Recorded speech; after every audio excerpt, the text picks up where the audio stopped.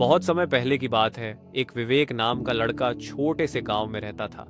उसके दिल में एक अजीब सा सपना था, आसमान में उड़ने का।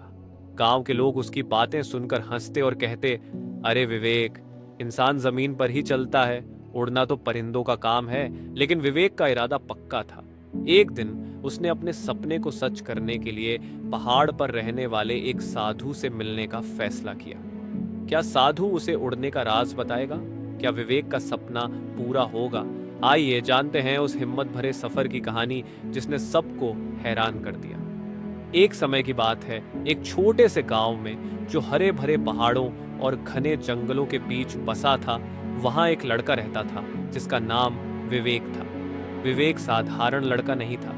वह दिखने में गांव के बाकी बच्चों जैसा ही था, पर उसके अंदर एक खास जज्बा था। उसका सपना था आसमान में गरुड़ की तरह ऊंचाई पर उड़ना, आजाद और बिना किसी सीमा के। गांव के लोग उसकी बातें सुनकर हंसते और कहते, विवेक, तुम जैसे लोग उड़ने की बातें क्यों करते हो? हमें तो धरती पर ही रहना है। आसमान तुम्हारे बस की बात नहीं है।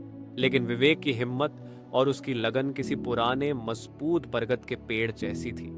वह जानता था कि असली खुशी वही है जब इंसान अपने सपनों को साकार करे। एक सुबह उसने ठान लिया कि अब वह अपने सपने का पीछा करेगा। वह गांव के पास वाले जंगल में चला गया, उस पहाड़ की ओर जो बहुत ऊंचा था। उसे सुना था कि पहाड़ के ऊपर एक बूढ़े साधु रहते हैं जिनके पास ज्ञान और रहस्यमय शक्तियां हैं। जैसे जैसे विवेक चढ़ाई करता गया, जंगल का घना आवरण पत्थरों में बदल गया। हवा ठंडी हो गई और पौधे धीरे धीरे गायब होने लगे। ये यात्रा कठिन थी और कई बार उसका शरीर हार मानने को था, लेकिन उसका दिल उसके सपने की ओर बढ़ता रहा। आखिरकार वह साधु की गुफा तक पहुंच गया। गुफा सादगी और शांति से भरी थी। साधु ध्यान में बैठे थे और उनकी उपस्थिति में एक अद्भुत शांति थी। विवेक ने विनम्रता से साधु को प्रणाम किया और बोला, महात्मा जी, मैं आपके पास मार्गदर्शन के लिए आया हूं। मैं उड़ना चाहता हूं। साधु ने आंखें खोली और मुस्कुराते हुए बोले, तुम उड़ना क्यों चाहते हो बेटे? विवेक ने कहा, उड़ना मेरा सपना है। यह आजादी, अनंत संभावनाओं और असंभव पर विश्वास का प्रतीक है। मुझे लगता है कि असली जिंदगी वही है जब हम अपनी सीमाओं से परे जाएं। साधु ने उसकी बात ध्यान से सुनी और उसे गुफा के अंदर ले गए। वहां एक बड़ा कक्ष था जिसमें से दूर आसमान का शानदार नजारा दिख रहा था।